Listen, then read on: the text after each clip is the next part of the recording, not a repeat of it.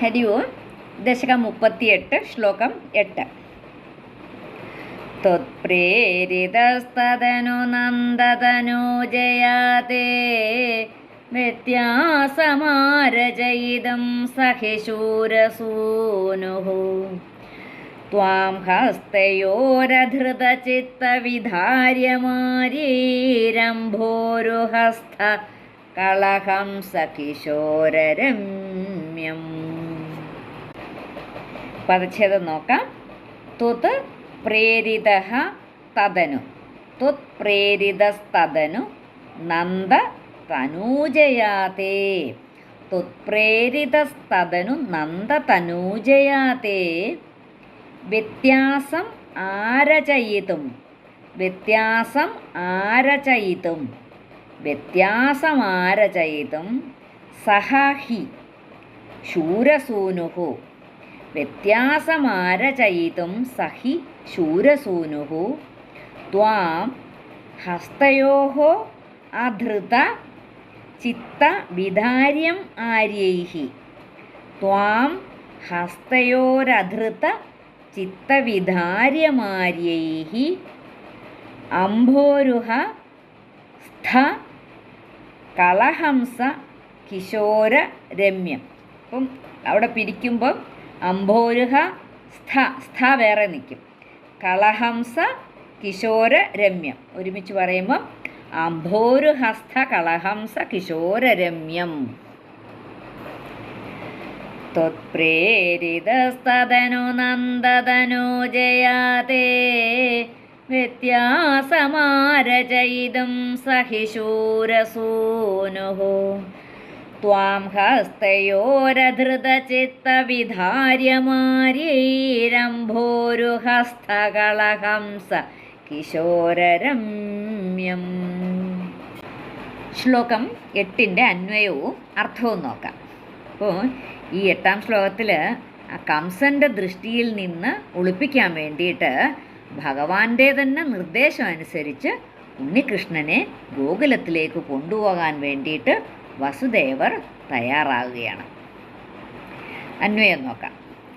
തദനു സഹാഹി ശൂരസൂനുഃ ത്വത്പ്രേരിതഃ നന്ദതനൂജയാതേ വ്യത്യാസമാരചയിതും ആര്യൈഃ ചിത്തവിധാര്യം ത്വാം ഹസ്തയോഃ അംഭോരുഹസ്തകളഹംസ കിശോരരമ്യം അധൃത.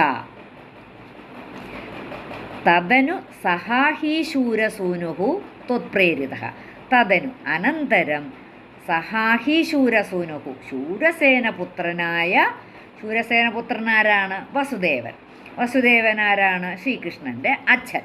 അപ്പോൾ അനന്തരം ശൂരസേനപുത്രനായ വസുദേവരാകട്ടെ നിന്തിരുവടിയുടെ പ്രേരണയനുസരിച്ച്, അതാണ് ത്വത് പ്രേരിതഃ, നിന്തിരുവടിയുടെ പ്രേരണയനുസരിച്ച് നന്ദതനൂജയാതേ വ്യത്യാസമാരചയിതും, നന്ദഗോപരുടെ മകൾ, തനൂജ എന്ന് പറഞ്ഞ മകള്, അപ്പം നന്ദഗോപരുടെ മകളുമായിട്ട് ഒരു വെച്ചുമാറ്റത്തിന് ഒരുങ്ങി. ആര്യൈഃ ചിത്തവിധാര്യം ത്വാം, ആര്യൈഃ എന്നുവെച്ചാൽ യോഗീശ്വരന്മാർക്ക്, അപ്പോൾ ആര്യൈഃ യോഗീശ്വരന്മാർക്ക് മനസ്സുകൊണ്ട് മാത്രം ധരിക്കാൻ പറ്റുന്നവനായ നിന്തിരുവടിയെ, ആര്യൈഃ ചിത്തവിധാര്യം ത്വാം, ത്വാം എന്ന് പറഞ്ഞാൽ നിന്തിരുവടിയെ, ഹസ്തയോഃ അംഭോരുഹസ്തകളഹംസ കിശോരരമ്യം അധൃത. ഹസ്തയോഃ രണ്ട് കൈകളിലുമായി, പ്ലൂറലാണ്, അതാണ് ഹസ്തയോഃ എന്ന് വന്നത്. ഹസ്തം എന്ന് പറഞ്ഞാൽ കയ്യം. അപ്പോൾ രണ്ട് കൈകളിലുമായി താമരപ്പൂവിലെ കളഹംസ ശിശുവിനെ പോലെ ആകർഷമാകും വണ്ണം എടുത്തു. ആര്? വസുദേവർ. അപ്പോൾ ഭട്ടത്തിരിപ്പാട് പറയുന്നു, അനന്തരം അങ്ങയുടെ നിയോഗാനുസരണം അമ്പാടിയിലുള്ള നന്ദഗോപരുടെ മകളെ അങ്ങയുടെ സ്ഥാനത്ത് ദേവകീദേവിയുടെ അരികിലും പകരം അങ്ങയെ അമ്പാടിയിലെ യശോദയുടെ അടുത്തും കിടത്തുവാനായിട്ട് യോഗിമാരുടെ ധ്യാനനിരതമായ മനസ്സിൽ ധരിക്കപ്പെടുവാൻ യോഗ്യനായ നിന്തിരുവടിയെ, വസുദേവർ താമരപ്പൂവിൽ സ്ഥിതി ചെയ്യുന്ന കളഹംസ ശിശുവിനെ എന്ന പോലെ തൻ്റെ കരാരവിന്ദങ്ങളിൽ വഹിച്ചു. ദേവകി ദേവിയുടെ 8ാമത്തെ ശിശു പെൺകുട്ടിയാണെന്ന് കാണുമ്പോൾ കംസാദികൾക്കൊരു സംശയം വരുമല്ലോ. അതായിരുന്നു നിന്തിരുവടിയുടെ ഉദ്ദേശം എന്നാണ് ഭട്ടതിരിപ്പാട് പറയുന്നത്. ത്വത്പ്രേരിതസ്തനു നന്ദതനൂജയാതേ വ്യത്യാസമാരചയിതം സഹിശൂരസൂനുഃ